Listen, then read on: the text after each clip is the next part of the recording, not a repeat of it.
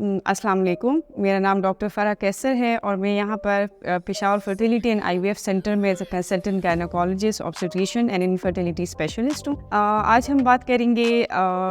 Infertility यानी बांझपन की वजूहात के बारे में, क्योंकि ये मेरे नज़दीक बहुत इम्पॉर्टेंट बात है कि जब तक आपको ये वजह पता नहीं होगी कि आपकी इनफर्टिलिटी किस वजह से हो रही है, आपके इलाज में मुश्किल भी पेश आ सकती है और पेश आती है, और उसके बगैर आपका इलाज मुमकिन भी नहीं होता उस तरीके से जैसे होना चाहिए। तो कॉजेज़ यानी वजूहात में हम इसको एक मेन इसको वो करते हैं वो है फ़ीमेल और मेल के, औरतों की कुछ वजूहात और मेल की। फ़ीमेल में जो जैसे कि आपको ऑलरेडी पता है कि सबसे कॉमन और सबसे ज़्यादा जो हमारी वजह है वो है ओवेरियन एनोव्यूलेशन, लाइक आपकी अंडेदानी तरीके से बन नहीं पाती, या अगर वो बन भी जाती है तो वो आपकी अंडेदानी से निकलती नहीं, जिसको हम एनओव्यूलेशन यानी कि ओव्यूलेशन होती ही नहीं है। और ये इस वजह से होता है कि अगर आपके हार्मोन्स में कोई मसला हो, जैसे कि आप सबको पता होगा कि हमारा आजकल का जो बर्निंग इशू चल रहा है, मतलब कि सेहत के हवाले से, वो है पॉलीसिस्टिक ओवेरियन सिंड्रोम, जिसमें कि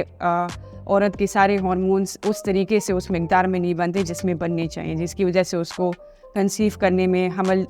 होने में और ठहरने में, दोनों में मुश्किल पेश आती है। इसके साथ साथ ही हमारा अगर वक्त से पहले आपकी अंडेदानी काम करना छोड़ दे, जैसे 40 साल से पहले ही आपको माहवारी बिल्कुल बंद हो जाए या कम हो जाए, इससे भी आपकी हमल में मुश्किलात आती है। इसके साथ साथ जो औरतों में और जो बड़ी वजह है वो है ट्यूबल फैक्टर। जो हमारे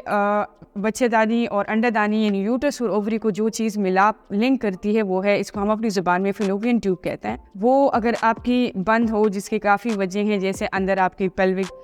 इन्फेक्शन हो, पेट या नीचे वाली जगह का टीबी हो, या उसके साथ साथ अगर आपके पहले कोई सर्जरी हुई हो, कोई ऑपरेशन हुआ हो, तो आपकी ट्यूब्स अगर बंद हो तो आपके चाहे बच्चेदानी और अंडेदानी बिल्कुल ठीक काम कर रही हो, लेकिन आपका हमल नहीं होता क्योंकि आपके ट्यूब भी बंद होते हैं। इसके साथ साथ ट्यूब और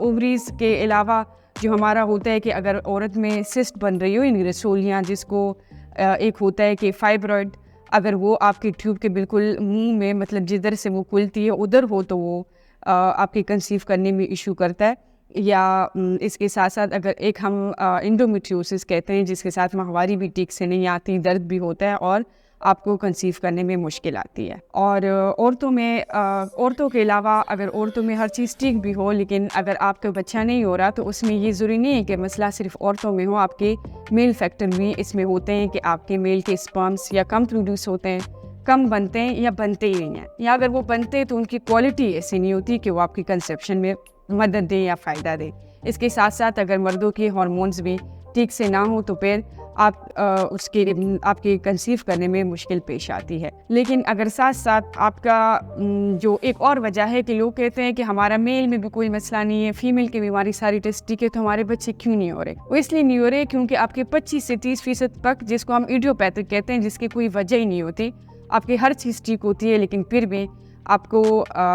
बच्चे होने में मसला होता है। तो जब तक मेरी नज़दीक आपको ये ना पता हो कि आपकी इनफर्टिलिटी की कॉज क्या है, आप अपना ट्रीटमेंट स्ट्रीमलाइन नहीं कर सकते। तो इसके लिए आपको चाहिए कि हमारे सारे आपके इनफर्टिलिटी के टेस्ट हो और उसका पहली वजह जाने हम, और उसके बाद जो हमारे सारे ट्रीटमेंट जो कि हम यहाँ प्रोवाइड कर रहे हैं, IUI ओवुलेशन इंडक्शन, जो आपको सूट करता है, उसके बाद आप उसको अवेल करें। Thank you.